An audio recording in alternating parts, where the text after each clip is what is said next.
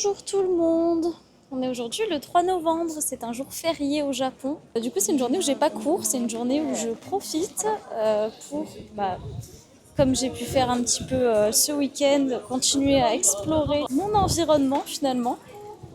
Et c'est tant mieux parce que cette chambre dans la guest house, c'est non, hein, c'est toujours non. Actuellement je suis à Yanaka et c'est vraiment comme pour le premier voyage, un quartier que j'adore. J'aime aussi énormément Ueno, mais en fait c'est vraiment Taito, le grand arrondissement que j'adore.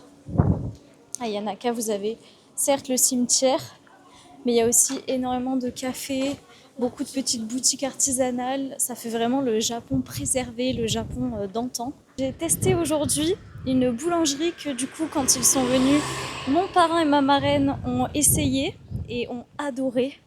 Je vous assure que c'était un banger, mais même en France, je mange pas un pain aussi incroyable. Les croissants étaient vraiment chargés en beurre, le melon pan était différent des melon pan que je peux manger, il était bon. Mais vraiment, le truc que je retiens et qui va me faire revenir, je vous le dis, c'est le pain. Ils font des baguettes à l'olive avec des vraies olives dedans. Ça, j'ai attendu et attendu et attendu devant la boutique, puisqu'il y avait 40 minutes d'attente. Une dame, une locale qui m'a expliqué que c'était une excellente boulangerie, qu'elle était connue ici à Yanaka pour ça. Il y avait vraiment que des locaux qui faisaient la queue. Et moi je ne serais pas du tout capable d'attendre autant que ce que eux font à chaque fois pour manger dans des bons endroits et tout. Là en plus pour aller chercher des viennoiseries, un peu de pain, enfin comment t'attends aussi longtemps? Regardez-moi cette pépite. En fait Yanaka c'est vraiment le Japon des animés je trouve. C'est tellement mignon, j'adore. Le mois d'octobre a été particulièrement éprouvant pour moi. Je l'ai dit dans ces vlogs. Aujourd'hui, ça va mieux. Ça dépend toujours des jours. Je dirais que j'ai des variations émotionnelles très intenses. Et je trouve que c'est très important en fait de le dire aussi, que le voyage solo, c'est pas que du kiff, même si ça l'est, hein, d'être avec soi, de choisir ce qu'on veut faire, il y a cette dimension-là. Et j'en parlerai, je pense, mieux plus tard. Là, c'est vraiment, voilà, je marche et à la volée, je vous raconte un petit peu les réflexions du moment. Je pense qu'avec ce premier mois, j'ai découvert aussi des côtés plus difficiles que ce que l'on peut revendiquer comme étant une superbe qualité de voyage que d'être vraiment seul et de pouvoir profiter de ce qui nous plaît à nous au moment où on en a envie. Ça, c'est une réalité qui est vraiment génial. Mais il y a aussi des contreparties qui sont pas folles.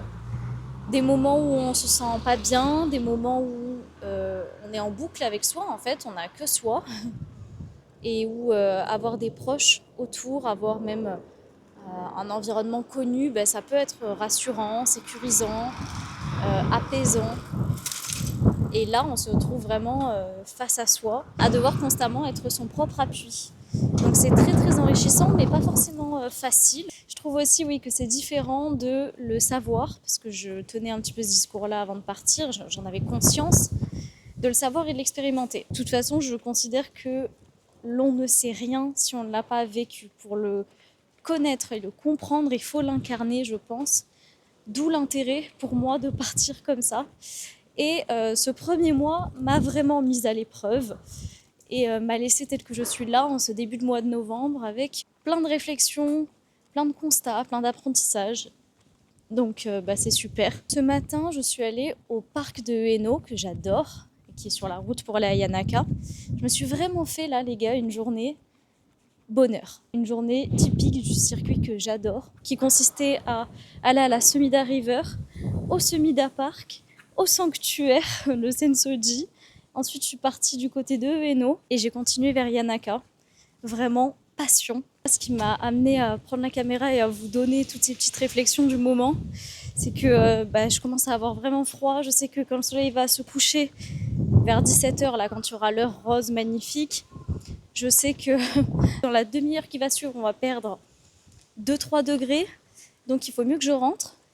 Et je me fais happer par tout ce que je vois, un temple, un cimetière, les pachinko, laisse tomber. Je pense qu'on ressent les choses en bien, en mal, mais peut-être beaucoup moins fort que quand on est avec quelqu'un. Quand on a quelqu'un avec qui se disputer, bah oui, effectivement, l'affect négatif est peut-être décuplé, mais il y a aussi toute la dimension de on va rire avec quelqu'un, on va partager un moment touchant avec quelqu'un, ce sera décuplé aussi.